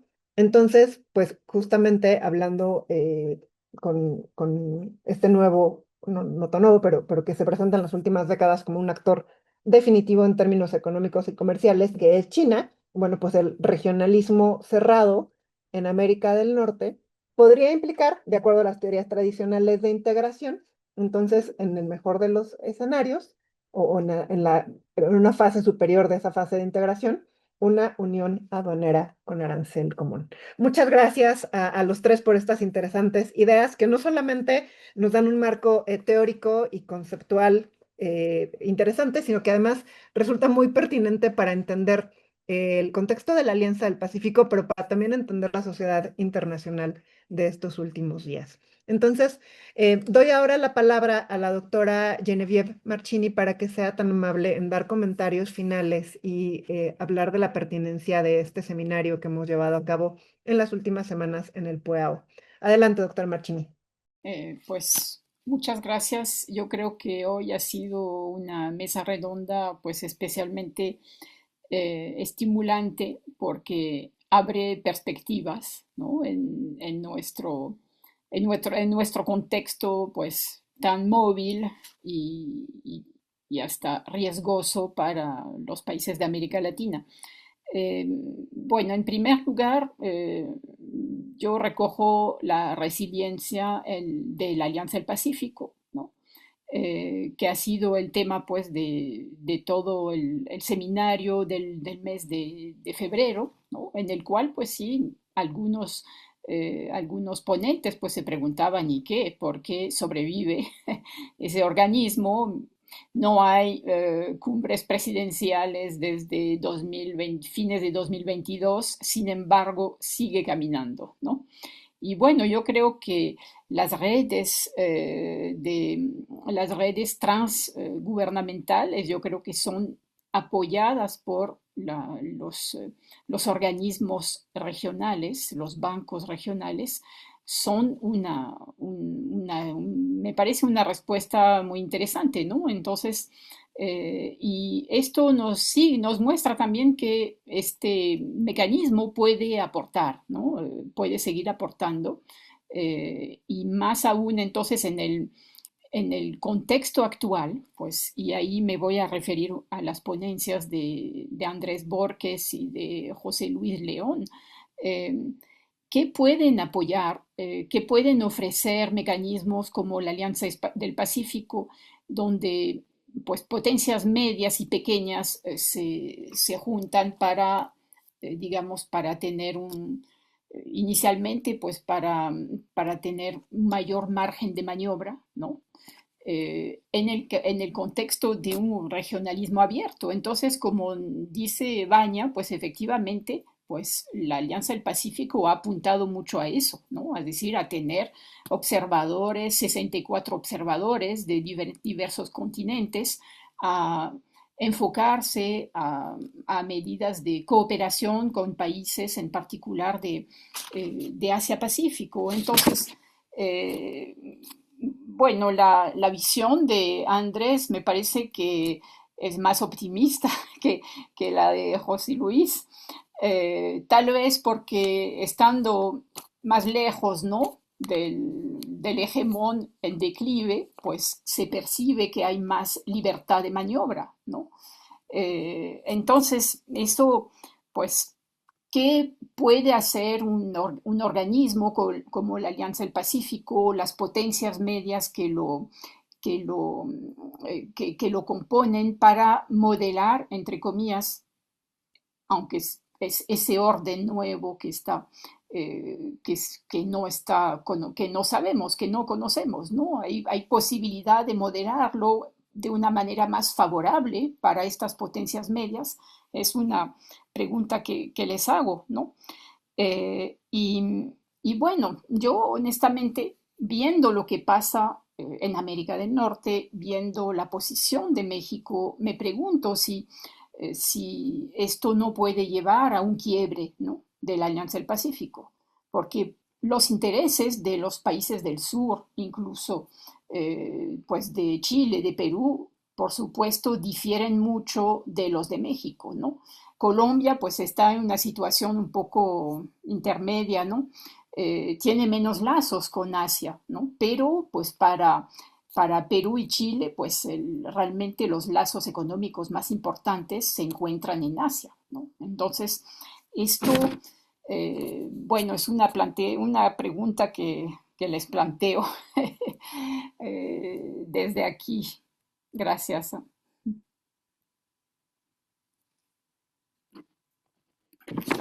Muchas gracias, doctora Genevieve, por estas reflexiones. Nos quedan todavía algunos minutos para una sesión de preguntas y respuestas. Ya hay algunas en el panel correspondiente y bueno, ya también gracias a tanto al comité organizador como a nuestros panelistas que han empezado a contestar.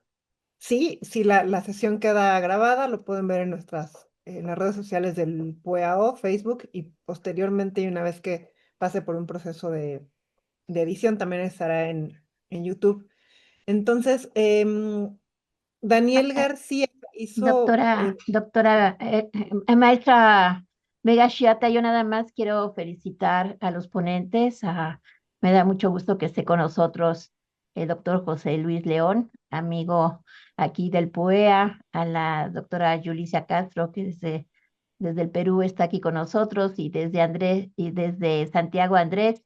Y muchísimas gracias por la coordinación de este excelente seminario, que yo espero que la doctora Marchini lo concrete en un libro. Muchísimas gracias y felicidades. Gracias. Ella fue la doctora Alicia Girón, directora del Programa Universitario de Estudios sobre Asia, África y Oceanía. Gracias, doctora Alicia. Entonces, hay dos preguntas, una de ellas ya fue contestada, entonces, bueno, inicio por la que está pendiente, que es para el doctor José Luis León. Dice, en el marco del retorno del regionalismo cerrado, o como mencionó usted, comillas, nuevo regionalismo cerrado, se cierran, ¿qué agendas se desarrollarían en ese regionalismo? ¿Y cree posible que regresen mecanismos para la industrialización por sustitución de importaciones? ¿Y sí? Entonces, bueno, de momento esa es la única pregunta que está pendiente, más la pregunta que dejó abierta la doctora Marchini. Sí. Entonces, si gustan, iniciamos con el doctor José Luis León, por favor, doctor. Claro, me parece una excelente pregunta. Bueno, las dos, la de la doctora Marchini y la de la persona del público que tan amablemente me hace esta pregunta. Yo creo que efectivamente esta agenda de un regionalismo cerrado en América Latina, paradójicamente, podría favorecer una reindustrialización de México. Insisto en el dato que proporcioné, México solo tiene 5% de valor agregado en la cadena manufacturera, digamos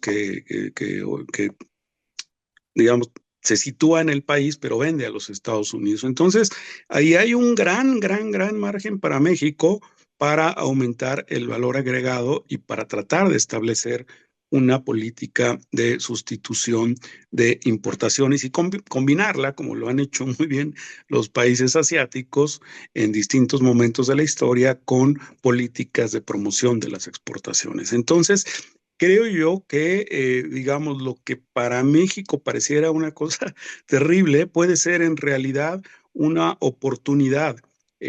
Si los postulados del Plan México de la presidenta Claudia Sheinbaum efectivamente se materializan. El Plan México es muy ambicioso, es un plan con muchos objetivos, pero digamos pocos mecanismos. O sea, dicen que quieren hacer, pero... O sea, tiene metas y objetivos, pero no tiene instrumentos, hasta donde yo lo alcanzo a ver. Pero bueno, si México lograra potenciar ese 5% de valor agregado en las exportaciones a los Estados Unidos y a Canadá a un 20%, pues realmente pues, se convertirá en un país muy súper industrializado y ya digamos, con mayor capital propio. Sin embargo, eh, yo no estoy en contra de la sustitución de importaciones, pero creo que en la actualidad las capacidades del sector público mexicano para liderar una política de sustitución de importaciones o una política industrial son sumamente limitadas. Entonces creo que ahí hay todo un desafío, pero evidentemente si este proyecto que a lo mejor nos puede estar choqueando de nuevo regionalismo cerrado efectivamente se materializa, ahí sí habría una oportunidad para una sustitución de importaciones, al menos en el caso de México. Y no quiero ser inductivo porque, insisto, entiendo perfectamente que el caso de los países sudamericanos es diferente. Y contesto rápidamente la pregunta de la doctora Marchini, a quien agradezco sus comentarios, igual que a Vania de la Vega y a la doctora Giraún. Siempre es un gusto verla, siempre tan presente en las actividades del programa. La verdad es que sí, concuerdo contigo definitivamente, Genevieve, en el sentido de que digamos, nuevo orden regional que intenta imponer la administración Trump probablemente tenga una reverberación muy importante en la Alianza del Pacífico. Para México creo que no, es incuestionable la necesidad de lograr un acuerdo comercial con los Estados Unidos, de renovar el TEMEC, aunque no sea en condiciones demasiado favorables, pero aquí pues creo que Chile, Perú, en menor medida Colombia, como lo mencionabas tú, la verdad es que tienen menos incentivos, ¿no? Es decir, lo que exporta Chile o Perú no sé si necesariamente lo compraría Estados Unidos en caso de que Estados Unidos presionara a estos países para establecer un orden económico o tratados semejantes a los que va a establecer con México. Entonces, creo que ahí esto sí pondría en mucha atención, quizá no a toda la Alianza del Pacífico, ¿no? Pero sí a la parte comercial, que sin ser todo, pues quizás sea lo más importante. Esa sería mi respuesta. Muchas gracias, doctor José Luis León. También hay una pregunta que, bueno, aunque ya contestó por escrito, me gustaría leer en voz alta, sobre todo para las personas que nos siguen por otras redes diferentes a Zoom. También de Daniel García, pregunta al doctor Borges, por favor, ¿puede desarrollar la idea de espacios minilaterales y su diferencia con espacios multilaterales, así como explicar cómo se articula la coordinación de las políticas exteriores latinoamericanas en el espacio minilateral y en el espacio multilateral? Doctor Andrés Borges, adelante. Gracias por el espacio. Bueno, voy a responder más breve que lo que escribí, pero en concreto los espacios bilaterales son plataformas que reúnen un número más reducido de países que suelen tener intereses convergentes y coordinan posiciones para avanzar en agendas específicas. Y ahí está mucho el rol de las potencias medias, porque, bueno, las potencias medias, a diferencia de las regionales o las globales, tienen algunas de las variables del poder internacional que pueden tener ciertos mecanismos o capacidades de influencias, y suele ser una influencia bastante limitada, pero al menos en base a eso hay cierto grado de articulación. Y bueno, es la diferencia obviamente con los multilaterales, que estamos hablando donde se reúnen mayores cantidad de actores y son otras formas de conseguir consenso y es una escala mucho más global.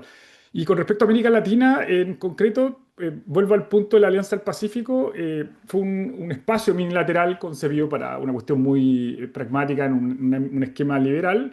Y ahora el desafío está si se puede recalibrar. Yo creo que la única forma de sobrevivir y que no se caiga este espacio es que se adapte a un escenario más realista y que discuta y asuma cuestiones que puedan tener implicaciones con la competencia hegemónica o cuestiones que tengan que ver con sus intereses regionales articulados. Y en función de eso también, por ejemplo, está la articulación con la cuenca del Pacífico. Ojo que hay otros espacios bilaterales que articulan países de América Latina con países asiáticos. Está, por ejemplo, el DEPA, que es un acuerdo de cooperación digital, y recientemente también se abrió el GEPA, que es un acuerdo que busca establecer marcos de interacción con economías verdes. Yo plantearía en esta misma línea que es necesario al menos crear otros dos espacios bilaterales con actores latinoamericanos y también actores asiáticos.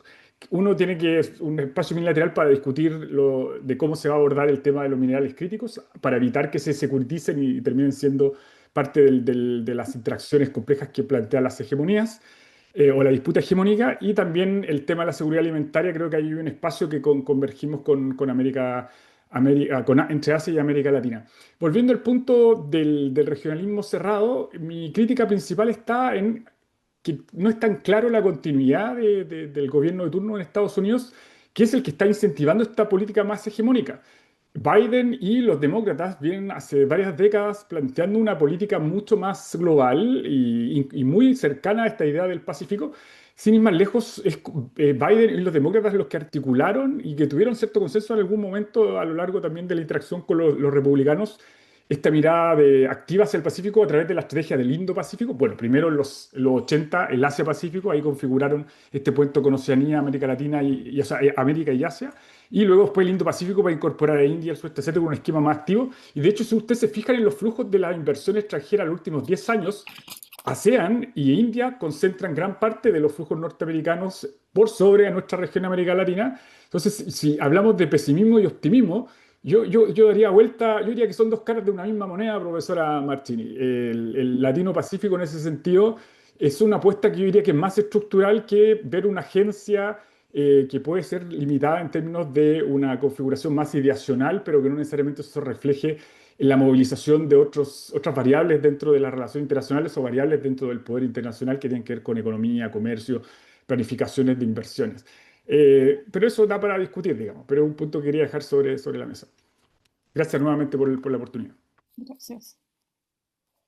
Muchas gracias, Andrés. Hay una pregunta más de Cristina López que dice, ¿cuáles podrían ser las posibilidades reales de la Alianza del Pacífico de posicionarse como bloque y volverse atractiva a la región de Asia-Pacífico? Julissa, no sé si te gustaría tomar la palabra para contestar esa pregunta, la de la doctora Genevieve, o si tendrías en Sí, general alguna consideración de cierre. sí, ando ahí escuchándolos e inquietando mi mente un poco con esto de pensar y repensar la alianza en un contexto tan cambiante y desafiante para en general el regionalismo latinoamericano. Justamente algo que ha venido haciendo la Alianza del Pacífico en los últimos años es buscar un mayor acercamiento con la ASEAN, con los países del sudeste asiático, activando su agenda, porque tenían un acuerdo ahí, pero lo tenían encarpetado. Entonces, en los últimos años han buscado reactivarlo y han comenzado a hacer cosas. Entonces, a mí me parece eso una manera importante de adaptación a este contexto de enfrentamientos hegemónicos, donde claramente se puede haber afectado la Alianza del Pacífico de manera particular y el regionalismo latinoamericano de manera general. Recordemos que los países de la AP, la mayoría de ellos tienen TLC con ambos hegemones. Entonces, es tremendo desafío, ¿verdad? Entonces, hay una alternativa, sería buscar a estos países, cosa que ya lo han venido haciendo. Y algo que este ámbito técnico, esta agenda de la que he hecho énfasis, aterrizando básicamente en este ámbito digital, en la alianza, donde he podido capturar de mejor manera la resiliencia de esta organización, es que abre una oportunidad, por ejemplo, para una agenda que la ASEAN ha venido también trabajando y adaptándose a un contexto mucho mayor de transformación del orden tecnológico internacional que tiene que ver con la cuarta revolución industrial.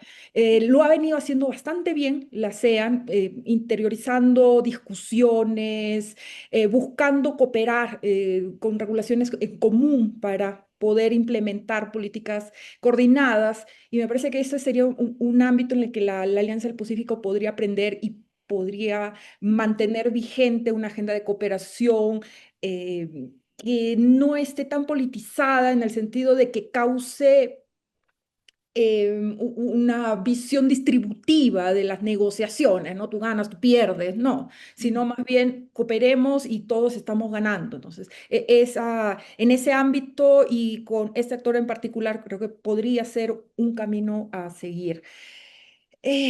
México. Y Genevieve lo decía muy bien, hay intereses diferenciados. La Alianza del Pacífico nace con intereses cercanos entre Chile, Perú, Colombia, en el sentido de que no participa en APEC, pero busca la Alianza del Pacífico para proyectar también su economía. Recordemos que en los últimos lustros ha venido reactivando sus puertos del Pacífico como una opción de los puertos centrales que tiene hacia el Caribe para la proyección al Atlántico, pero esa no es la realidad de México. México mira la Alianza del Pacífico en un contexto el que busca regresar a la región, ¿no? Los cuestionamientos que tuvo con la firma del Tratado de Libre Comercio de las Américas durante la primera parte de los 90, los cuestionamientos en el sentido de dejar atrás a América Latina, pero posteriormente esta doble identidad con la que se maneja, ¿no? Están geográficamente posicionados en el norte, pero con una identidad latinoamericana. Alianza del Pacífico le da la posibilidad a México de tener un pie en América Latina en una organización, bueno, llamémoslo así, organización regional informal, pero es una organización regional finalmente, donde además tiene una posición bastante conveniente en términos económicos. México mantiene una relación económica asimétrica, norte-sur, con los países sudamericanos. Y a partir de la Alianza del Pacífico, México ha comenzado a exportar más manufacturas y a importar, mantener este patrón pues, de materias primas e importando materias primas. Entonces, eso es una posición conveniente que habría que ver cuáles serían los incentivos para salir de ello. Además, hay algo que yo considero es un punto importante para la Alianza del Pacífico, que si bien es una organización de bajo costo, organización regional informal, o que forma parte de este concepto de regionalismo ligero, ¿verdad? O ahora lo llaman también regionalismo líquido, en fin, tiene muchos nombres, pero nos hablan básicamente de un diseño institucional, pues muy de poca em, autoridad y agencia. Tiene una base institucional importante que no hay que desconocerla, tiene acuerdos en común entre los países miembros. O sea, esa es la base de la alianza. Su protocolo comercial se ha sujetado, se ha formado sobre la base de los tratados de libre comercio suscritos por estos países y que además ha profundizado su agenda a partir de lo suscrito dentro del marco del CPTPP. Habría que ver si los cambios que realiza México generan cambios en la agenda de la Alianza del Pacífico. Yo diría que puede ser un motivo para la no profundización del mantenimiento del statu quo y nuevamente ligar la agenda, la continuidad o profundización sobre la base de temas que no generen mayor enfrentamiento de redistribución en las negociaciones, ¿no? Sino que generen un sentido de todos ganamos y para eso los temas técnicos son importantes. Ahora, solamente para terminar, es que esta idea que lanza José Luis me parece bastante interesante sobre la vuelta a un regionalismo cerrado. Fíjate eh, es que yo siento que esto desde el sur, e incluso me atrevería a decir de Centroamérica, no es una discusión. Creo que puede ser una discusión para México y desde el norte, pero no sé qué tanto conecta Sudamérica, definitivamente no, Centroamérica, porque implicaría un cambio de los modelos de desarrollo de los países. O sea, el regionalismo cerrado se centró también sobre la base de modelos de desarrollo proteccionistas, cerrados, en fin. Pero en la actualidad tendría que haber un cambio, una transformación de fondo, es decir, a nivel nacional, para que esto se vea reflejado en los proyectos de cooperación o integración regional. Y esa no es una discusión. Justamente la idea de que América Latina profundiza en torno a diseños institucionales de bajo costo se ha incrementado, sobre todo en el siglo XXI, a partir de que los países han tenido muchas limitaciones de generar un acuerdo en términos de políticas económicas en común, ¿no? De pensar, por ejemplo, de una integración o cooperación ligada a un arancel externo común. Eso, discusión, hasta en la comunidad andina, que terminó fraccionando, la verdad, la primera década del siglo XXI, en este momento ya no se encuentra presente. Entonces, habría que ver cómo evoluciona el tema. Está abierta, por supuesto, la mesa a un debate. Yo creo que cuando dije del regionalismo poshegemónico, posliberal, es como la última ola reconocida, es que justamente estamos en un momento de no sabemos si estamos aquí, si estamos allá. Lo único que estamos de acuerdo es que el regionalismo poshegemónico y posliberal pues ya no está. Ahora, ¿dónde estamos? Ahí sí, hay toda una discusión que está sobre la mesa, muy rica. Muchas gracias. Muchas gracias, doctora Julisa. Adelante, doctor José Luis León. Gracias. Voy a ser muy breve. Como quisiera compartir el optimismo de mis colegas, pero mi naturaleza es más bien pesimista, no sé si frente a la vida, pero en temas de política internacional. Eh, sí, efectivamente, decía Andrés, los demócratas jugaron más a la interdependencia, a la construcción de consensos, en fin, Obama, Biden, o sea, como personas creo que eran muy buenas, pero yo creo que hay una parte estructural, ¿no? Que relacionada con el planteamiento teórico de Gilpin que cité ahí, que es el crecimiento de China. Y frente a este crecimiento de China, es muy interesante observar que la administración Biden no solo mantuvo los ingresos, aranceles, perdón, que había establecido Trump 1.0, sino que los incrementó. Entonces, digamos, sin ponerle nombres ni apellidos a los presidentes de Estados Unidos, lo que vemos es una tendencia creciente a los aranceles en general y a los aranceles frente a China en particular. Entonces, ahí creo que, aunque cambiara la administración de Trump, habría que ver si eso va a significar una continuidad en la imposición de aranceles como forma de contener o de hacer rollback con China, o esto se mantendrá independientemente de quién gobierne en Estados Unidos. Y sobre la integración de América Latina, pues yo sí soy un fiel creyente en ella.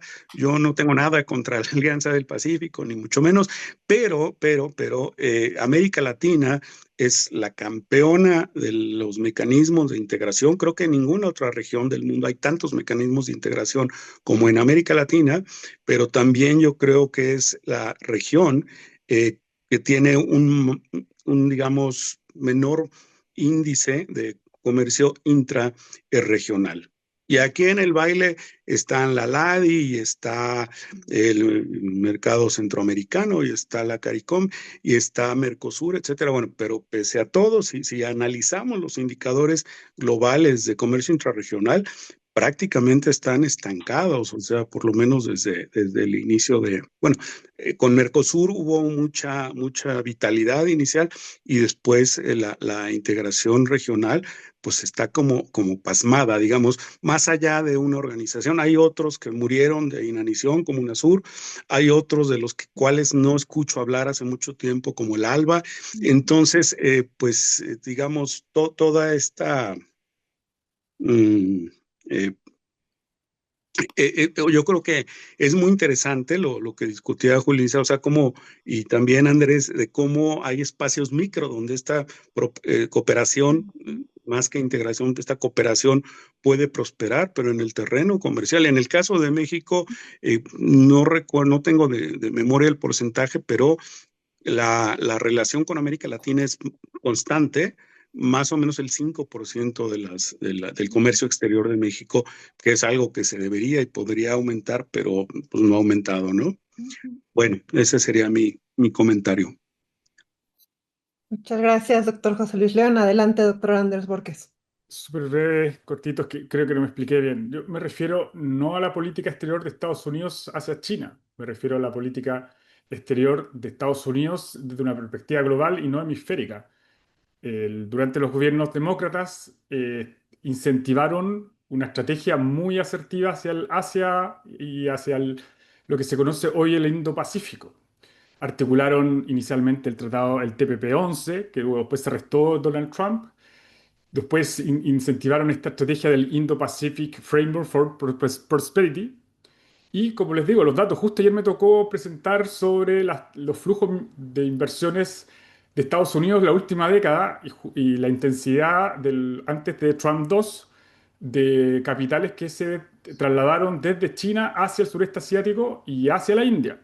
¿Y eso qué refleja? Estas estrategias del Quad, que también son minilaterales, y estrategias de contención hacia China. El punto está en que el esquema que utilizaban los demócratas, y que mi hipótesis está en que si vuelven los demócratas, yo creo que no lo van a descartar, es utilizar como el campo de la competencia global el Pacífico. Y eso implica no solo Latinoamérica y Norteamérica, ni Centroamérica, sino que también implica la cuenca asiática. Entonces el punto está en que independiente, yo insisto, que el gobierno que cambie puede ser que la política hacia China no se va a modificar, hay una rivalidad estratégica o sistémica ya declarada, pero el punto está en que yo no descartaría que con un gobierno demócrata se vuelva a activar agencias significativas más allá de América Latina. Entonces esperar que digamos, que Estados Unidos con estas políticas de acercamiento hacia un regionalismo más cerrado, incentivando ese tipo de cuestiones, sean sostenibles en el tiempo, creo que eso sí que, digamos, encuentro que es más complicado de observar que otras dinámicas. Eso simplemente era el punto, profesor. Gracias, doctor Andrés Borges.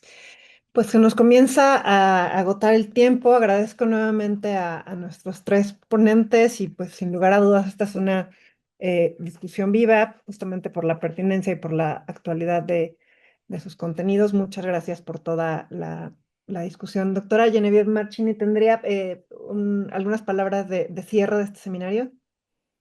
Sí, pues realmente muchas felicidades a todas las personas que se han sucedido, todos los ponentes que se han sucedido en el marco del seminario desde la primera semana de febrero hasta hoy, que es la culminación de esta actividad. La diversidad y la calidad de las ponencias ha sido enorme, ¿no? Entonces, sí, como recojo lo que me propone la doctora Alicia Girón, la idea de hacer un libro con este colectivo, como producto de este seminario y por supuesto de esta última mesa redonda, ¿no? Porque realmente hemos logrado, creo, se ha logrado en ese seminario brindar perspectivas muy diferentes, ¿no? Muchos ángulos desde los cuales hemos examinado la Alianza del Pacífico, no solamente el ángulo económico, que era el mío, es el mío, sino más bien de ciencia política, de relaciones internacionales, y también la postura, ¿no?, de los grandes socios de la alianza frente a la alianza y a América Latina. Entonces yo creo que esto pues es un gran beneficio realmente, sobre todo yo diría en tiempos pues, tan convulsos, ¿no? En el cual pues sí, nos preguntamos cómo sobrevive una institución, algunos dicen porque justamente su debilidad institucional es la que ha permitido que sobreviva, ¿no? Por ejemplo, a no tener reuniones presidenciales pues durante casi 3 años y medio, ¿no? Entonces, eh, claro, las perspectivas ahora pueden cambiar, ¿no? No sé, con las elecciones en Perú. Esperemos que el gobierno de México va a querer zanjar el asunto y el gobierno peruano también para que se puedan restablecer, ¿no?, esas reuniones, porque efectivamente yo creo que la alianza ha perdido una oportunidad importante, ¿no? Es decir, de cambiar su chip, ¿no? En el sentido que en algún momento han coincidido cuatro gobiernos, digamos, con visiones más de izquierda, ¿no? Pero los propósitos, lo que se hubiera podido hacer para agregar más cooperación en algunos ámbitos, ¿no? Coordinar más ciertas políticas, eso no se ha hecho, ¿no? No se ha hecho porque pues hubo el clash entre Perú y México y bueno, vemos que México, que claro, en algún momento también México se ha alejado, ¿no?, de la alianza con el gobierno de Andrés Manuel López Obrador. Otra vez México ha apuntado todo al norte, ¿no? Y incluso podría decir que los acuerdos que se hicieron con países de la alianza, pues no se hicieron a través de la alianza, sino se hicieron de manera bilateral, ¿no?, con gobiernos que el gobierno de México considera más afines. Entonces, con Colombia, con Chile, obviamente nada con Perú, ¿no? Entonces, pienso que es una oportunidad perdida, ¿no?, de tal vez cambiar ciertas políticas, de, pues de coordinar tal vez mejor, ¿no?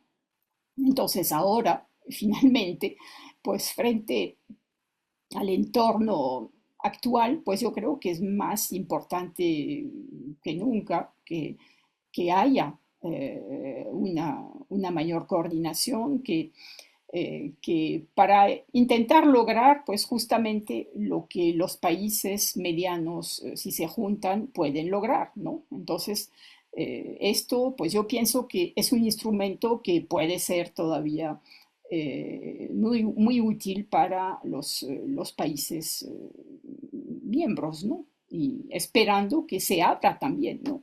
Hemos visto en los últimos años también una dificultad para abrirse, ¿no?, a otros países. Entonces, pues hay, eh, y bueno, en cuanto a comercio, pues México tiene un comercio muy pequeño con los países de la alianza, ¿no? O sea, con respecto al comercio general de México, no es más que 1 o 2% en el mejor de los casos, ¿no? Entonces es muy pequeño y sí, algo que también mencionó Julisa es la posición muy confortable de México en la alianza, ¿no? Es decir, está en posición de exportador de productos manufactureros, muchas veces elaborados por empresas asiáticas, ¿no?, la mayoría de las veces, que producen en México, ¿no? Entonces, empresas coreanas, empresas japonesas o chinas que producen en México. Y frente a eso, pues los países del sur pues son primario exportadores, ¿no? Hay algún comercio intraindustrial con Colombia, ¿no? Pero la mayoría de los intercambios con Perú y Chile son de carácter primario exportador. Entonces eso también es una pista, ¿no?, para pensar las desigualdades entre los propios socios de la alianza. No es todo cuestión de tamaño económico, también es cuestión de posicionamiento, ¿no?, pues, en la economía en general, ¿no?, estructural, yo diría.